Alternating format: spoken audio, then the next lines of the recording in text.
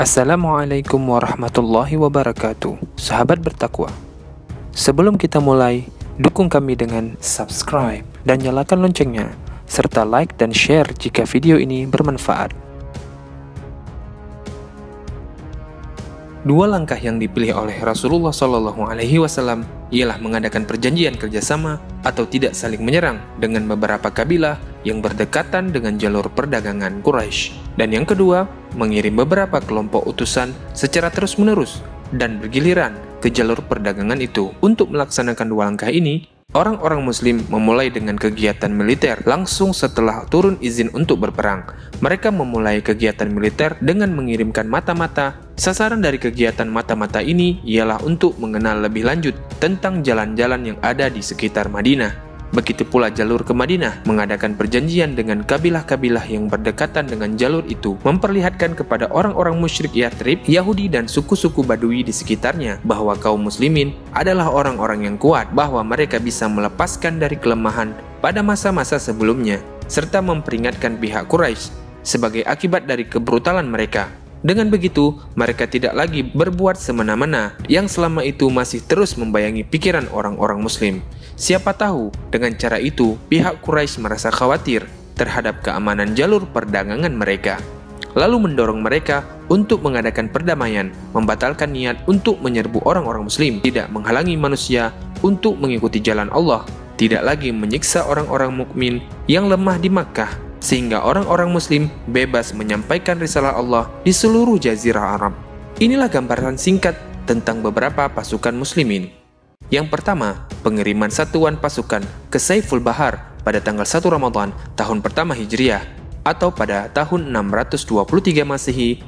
Untuk memimpin suatu pasukan ini, Rasulullah SAW menunjuk Hamzah bin Abdul Muttalib bersama 30 orang muhajirin untuk menghadang rombongan kafilah Quraisy yang kembali dari Syam. Yang di tengah rombongan itu ada Abu Jahal bin Hisham beserta 300 orang. Mereka tiba di Siful Bahar di wilayah Isq. Sebenarnya mereka sudah saling berhadap-hadapan dan siap untuk berperang, namun muncul Majdi bin Amr al-Juhanni yang menjadi sekutu kedua belah pihak. Dia melerai kedua belah pihak sehingga mereka urung berperang. Bendera dalam satuan pasukan Hamzah adalah bendera pertama yang diserahkan Rasulullah SAW. Warnanya putih dan pembawanya adalah Martad Khanaz bin His al-Ghanwi. Yang kedua, satuan pasukan ke Rabigh. Pada tanggal 1 Syawal 1 Hijriah, Rasulullah SAW mengirim pasukan Ubaidah bin Al-Harith bin Abdul Muttalib bersama 60 orang muhajirin hingga mereka berpapasan dengan Abu Sufyan yang membawa 200 orang di lembah Rabigh. Sebenarnya, kedua belah pihak sudah saling melepaskan anak panah. Meskipun begitu, tidak sampai meletus peperangan. Dalam pengiriman satuan pasukan kali ini, ada dua pasukan Quraisy yang bergabung ke barisan muslimin, yaitu Al-Miqdad bin Amr al-Bahrani dan Utbah bin Ghazwan al-Manini. Keduanya pun masuk Islam. Dia berperang bersama orang-orang kafir, sekedar jalan agar dia bisa bergabung dengan orang-orang muslim. Bendera Ubaidah juga berwarna putih. Pembawanya adalah Mithah bin Uthathah bin Al-Muttalib bin Abdi Manaf.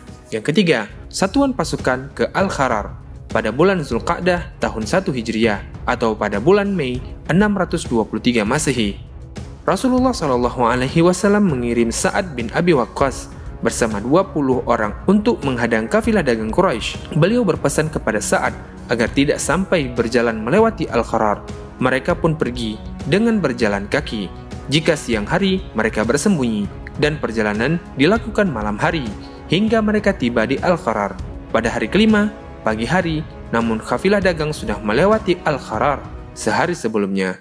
Bendera Sa'ad berwarna putih dan pembawanya adalah Al-Miqdad bin Amr. Yang keempat, Perang Abwa atau Wadan pada bulan Safar tahun 2 Hijriah atau pada bulan Agustus 623 Masehi. Rasulullah SAW pergi sendiri.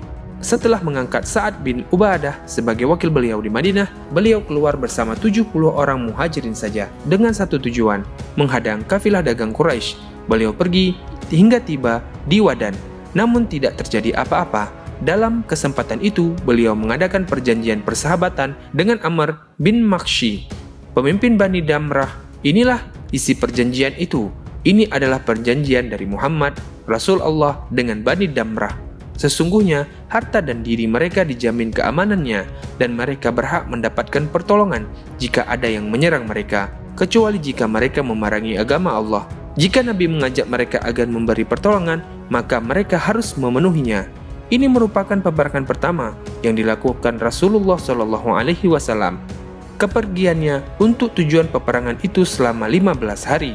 Bendera perang berwarna putih dan pembawanya adalah Hamzah bin Abdul Muttalib. Yang kelima, Perang Bu'at pada bulan Rabiul Awal tahun kedua Hijriah atau pada bulan September 623 Masehi. Rasulullah SAW pergi bersama 200 orang sahabat untuk menghadang kafilah dagang Quraisy yang dipimpin Umayyah bin Khalaf beserta 100 orang Quraisy membawa 2.500 onta yang membawa barang dagangan. Beliau tiba di Bu'at dari arah Radwah, namun kali ini tidak terjadi apa-apa. Beliau mengangkat Sa'ad bin Mu'az sebagai wakil beliau di Madinah, sementara bendera perang berwarna putih dan pembawanya adalah Sa'ad bin Abi Waqqas. Perang Safawan pada bulan Rabiul Awal tahun 2 Hijriah bertepatan dengan bulan September 623 Masehi. Qurs bin Jabir al-Firhri bersama beberapa orang musyrik menyerbu kandang hewan gembala di Madinah dan berhasil merampok domba-dombanya. Maka bersama 70 sahabat Rasulullah SAW hendak mengejar dan mengusirnya hingga beliau tiba di sebuah wadi yang disebut Safawan dari arah Badr. Tetapi Qurs dan rekan-rekannya tidak bisa dipergoki, maka beliau kembali lagi tanpa ada peperangan. Perang ini bisa disebut Perang Badr Ula atau yang pertama. Kali ini beliau mengangkat Zaid bin Harithah sebagai wakil beliau di Madinah. Bendera peperangan berwarna putih dan pembawanya adalah Ali bin Abi Thalib. Perang Dzul Usairah pada bulan Jumadil Ula dan Jumadil Akhir tahun 2 Hijriah bertepatan dengan bulan November dan Desember 623 Masehi. Bersama 150 atau 200 muhajirin, Rasulullah SAW keluar untuk menghadang kafilah dari Quraisy yang hendak pergi ke Syam. Kabar yang sampai kepada beliau, kafilah itu membawa harta orang-orang Quraisy. Namun tatkala tiba di Dzul Usairah, rombongan Quraisy sudah melewati tempat itu beberapa hari sebelumnya. Namun kafilah ini pula yang kemudian dicari-cari beliau sekembalinya dari Syam, yang kemudian menjadi penyebab meletusnya Perang Badar Kubra. Kepergian beliau ini dilakukan pada akhir bulan Jumadil Ula dan kembali pada awal bulan Jumadil Akhir seperti dituturkan Ibnu Ishaq. Dalam kesempatan ini, beliau mengikat perjanjian damai dengan Bani Mudlij dan sekutu mereka dari Bani Damrah. Beliau mengangkat Abu Salamah al-Mahzumi sebagai wakil beliau di Madinah. Bendera perang berwarna putih dan pembawanya adalah Hamzah bin Abdul Muttalib. Dan yang terakhir adalah pengiriman satuan pasukan ke Nakhlah pada bulan Rajab tahun 2 Hijriah. Rasulullah SAW mengirim Abdullah bin Jahsy al-Asadi ke Nakhlah bersama 12 muhajirin, setiap 2 orang menaiki seekor unta. Dalam kesempatan ini Rasulullah SAW menulis surat yang tertutup dan melarang Abdullah bin Jahsy membuka dan membacanya kecuali setelah perjalanan 2 hari. Maka Abdullah berangkat dan setelah 2 hari perjalanan dia membuka surat itu. Ternyata bunyi surat itu, "Jika engkau sudah membaca surat ini, maka pergilah menuju Nakhlah di antara Makkah dan Taif. Selidiki rombongan dagang Quraisy, lalu sampaikan kabar tentang mereka kepada kami." Abdullah bin Jahsy berkata, "Aku mendengar dan aku pun taat." Lalu dia memberitahukan isi surat beliau kepada rekan-rekannya. Dia tidak memaksa mereka untuk ikut. Dia berkata, "Siapa yang menginginkan mati syahid karena mengemban misi ini, maka hendaklah dia bangkit. Dan siapa yang takut mati, maka hendaklah dia pulang. Aku tetap akan berangkat ke sana." Maka mereka pun berangkat. Hanya saja di tengah perjalanan, onta yang dinaiki Sa'ad bin Abi Waqqas dan Utbah bin Ghazwan lepas sehingga keduanya tidak bisa bergabung karena harus mencari onta tersebut. Abdullah bin Jahsy terus berjalan hingga tiba di Nakhlah. Di sana dia memergoki rombongan dagang Quraisy yang membawa kismis, kulit dan berbagai macam barang dagangan. Turut serta dalam rombongan itu adalah Amr bin Al-Hadrami, Utsman dan Naufal, kedua anak Abdullah bin Al-Mughirah, Al-Hakim bin Kaisan, budak Bani Al-Mughirah. Orang-orang muslim bermusyawarah, apa sikap yang harus diambil dalam menghadapi rombongan dagang Quraisy itu. Mereka berkata, Kita saat ini berada pada hari akhir dari bulan Rajab, yaitu bulan suci. Jika kita memerangi mereka, berarti kita telah melanggar bulan suci. Jika kita biarkan mereka, malam ini pula mereka sudah masuk tanah suci. Akhirnya mereka menarik kesimpulan secara bulat untuk menghadapi rombongan Quraisy itu, hingga salah seorang di antara orang-orang Quraisy itu, yaitu Amr bin Hadrami, terkena hujaman anak panah dan meninggal dunia. Utsman dan Al-Hakam ditawan, sedangkan Naufal bisa melepaskan diri. Seluruh barang dan 2 orang tawanan dibawa ke Madinah. Mereka juga menyisihkan 1/5 bagian dari harta rampasan, dan ini merupakan yang pertama kali terjadi dalam Islam. Korban yang terbunuh juga merupakan korban pertama dalam Islam, dan 2 tawanan ini merupakan tawanan yang pertama dalam Islam. Namun Rasulullah SAW tidak sependapat dengan apa yang mereka lakukan. Beliau bersabda, "Aku tidak memerintahkan kalian untuk berperang pada bulan suci." Beliau tidak mau menerima barang dagangan dan 2 tawanan itu. Dengan kejadian ini, orang-orang musyrik merasa mendapat angin untuk menuduh kaum muslimin sebagai orang-orang yang menghalalkan apa yang diharamkan Allah, sehingga muncul komentar yang simpang siur. Lalu turun ayat yang menuntaskan komentar yang simpang siur itu, yang isinya bahwa orang-orang musyrik jauh lebih besar dosanya daripada apa yang dilakukan orang-orang muslim. Mereka bertanya kepadamu tentang berperang pada bulan haram. Katakanlah, berperang pada bulan itu adalah dosa besar. Tetapi menghalangi manusia dari jalan Allah, kafir kepada Allah, menghalangi masuk Masjidil Haram, dan mengusir penduduknya dari sekitarnya lebih besar dosanya di sisi Allah. Dan berbuat fitnah lebih besar dosanya daripada membunuh. Al-Baqarah ayat 217. Wahyu ini menegaskan bahwa suara sumbang yang disebarluaskan orang-orang musyrik memancing kesangsian terhadap sepak terjang para pejuang muslim ternyata tidak berarti sama sekali, sebab segala kesucian dan kehormatan telah dilanggar orang-orang musyrik untuk memerangi Islam dan menekan para pemeluknya. Bukankah sebelum itu orang-orang muslim menetap di tanah suci, namun harta mereka dirampas dan nabi mereka dibunuh? Lalu apa salahnya jika secara tiba-tiba kesucian ini dikembalikan seperti sedia kala? Tidak dapat diragukan bahwa suara sumbang yang sengaja disebarkan orang-orang musyrik itu lantaran karena niat jahat mereka. Setelah itu, Rasulullah SAW melepaskan belenggu 2 tawanan itu dan membayarkan tebusan dari korban yang terbunuh pada keluarganya. Itulah satu-satunya pasukan yang dikirim atau yang dipimpin Rasulullah SAW sendiri sebelum perang Badar. Dalam satu peperangan pun tidak terjadi perampasan harta dan juga tidak ada korban jiwa, kecuali dalam suatu insiden yang dilakukan orang-orang musyrik di bawah pimpinan Qurs bin Jabir al-Firhi, yang sebenarnya insiden itu pun bermula dari orang-orang musyrik sendiri. Setelah adanya insiden antara rombongan dagang Quraisy dengan satu pasukan muslim yang dipimpin Abdullah bin Jahsy ini, orang-orang musyrik Quraisy mulai dirasuki perasaan takut. Di hadapan mereka terbentang bahaya yang nyata. Apa yang pernah mereka takutkan kini benar-benar menjadi kenyataan. Mereka menyadari bahwa penduduk Madinah senantiasa mengintai dan mengawasi setiap kegiatan dagang mereka, dan orang-orang muslim bisa bergerak sejauh 300 mil, menyerang, menawan orang-orang mereka, merampas harta mereka, lalu kembali lagi ke Madinah dalam keadaan selamat.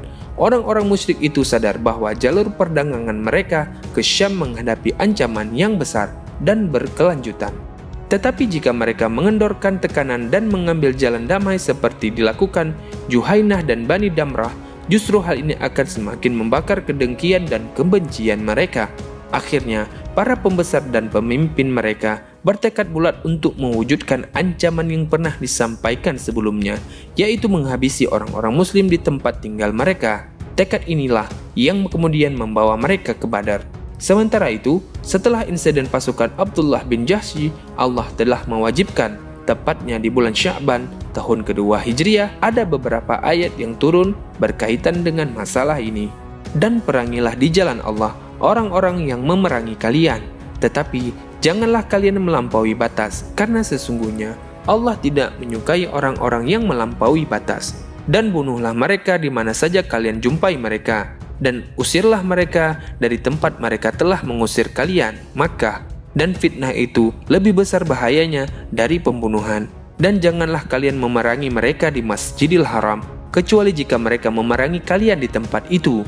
Jika mereka memerangi kalian di tempat itu, maka bunuhlah mereka, Demikianlah balasan bagi orang-orang kafir. Kemudian jika mereka berhenti dari memusuhi kalian, maka sesungguhnya Allah Maha Pengampun lagi Maha Penyayang. Dan perangilah mereka itu sehingga tidak ada fitnah lagi, dan sehingga agama itu hanyalah untuk Allah belaka. Jika mereka berhenti dari memusuhi kalian, maka tidak ada lagi permusuhan kecuali terhadap orang-orang yang zalim. Al-Baqarah ayat 190-193. Setelah itu, Allah masih menurunkan beberapa ayat lainnya yang mengajarkan cara-cara berperang, perintah untuk berperang, dan penjelasan tentang hukum-hukumnya. Seperti dalam surat Muhammad ayat 4 sampai ayat 7. Kemudian Allah mencela orang-orang tidak mempunyai nyali, gemetar, dan menggigil ketakutan tatkala mendengar perintah untuk berperang.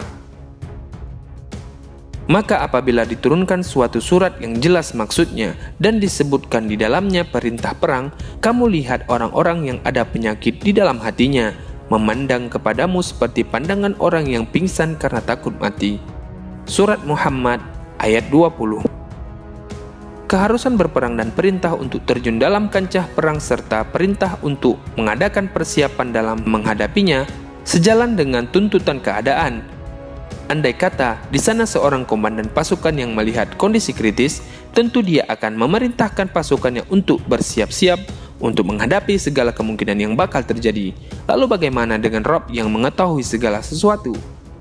Kondisi saat itu benar-benar membutuhkan perjuangan untuk memerintahkan secara total antara yang hak dan yang batil. Insiden yang dipicu satuan pasukan Abdullah bin Jahsy merupakan pukulan yang telak terhadap kehormatan dan dominasi orang-orang musyrik. Insiden ini membuat mereka terluka. Beberapa ayat yang memerintahkan perang berarti menunjukkan dekatnya saat pertempuran yang pasti akan memakan korban, dan akhirnya kemenangan akan berpihak kepada orang-orang muslim. Simaklah bagaimana Allah memerintahkan orang-orang muslim agar mengusir orang-orang kafir, sebagaimana yang dulu pernah mereka lakukan. Bagaimana Allah mengajarkan hukum-hukum dalam memperlakukan para tawanan setelah mendapatkan kemenangan, dan agar mereka tidak berbuat berlebih-lebihan hingga perang usai. Ini semua menunjukkan bahwa akhirnya kemenangan akan jatuh di tangan orang-orang muslim, tetapi semua itu dibiarkan dalam keadaan tersamar agar setiap orang mawas diri di jalan Allah. Pada hari-hari itu pula, yaitu bulan Sya'ban tahun kedua Hijriah atau bulan Februari 624 Masehi, Allah memerintahkan untuk mengalihkan arah kiblat dari Baitul Maqdis ke Masjidil Haram. Di antara hikmah yang terkandung dalam pengalihan arah kiblat ini untuk menyikap kebimbangan orang-orang yang hatinya lemah, munafik, dan Yahudi yang sudah bergabung ke dalam barisan kaum muslimin, sehingga mereka kembali kepada bentuk aslinya dan barisan kaum muslimin bersih dari pengkhianatan. Pengalihan arah kiblat ini juga mengandung isyarat yang lembut tentang babak baru yang bisa terwujud jika orang-orang muslim dapat menguasai kiblat tersebut. Sebab, bukankah sangat aneh jika kiblat mereka masih berada di dalam genggaman musuh? Berarti kiblat itu harus berada di tangan mereka. Setelah ada perintah dan isyarat ini, semangat orang-orang muslim semakin berkobar. Begitu pula tekad mereka untuk terjun di jalan Allah dan kancah perang menghadapi musuh. Terima kasih telah menonton video ini. Semoga Allah Subhanahu wa Ta'ala memberikan kita keselamatan dunia dan akhirat. Dukung kami dengan subscribe dan nyalakan loncengnya, serta like dan share jika video ini bermanfaat. Wallahu a'lam bishawab. Assalamualaikum warahmatullahi wabarakatuh.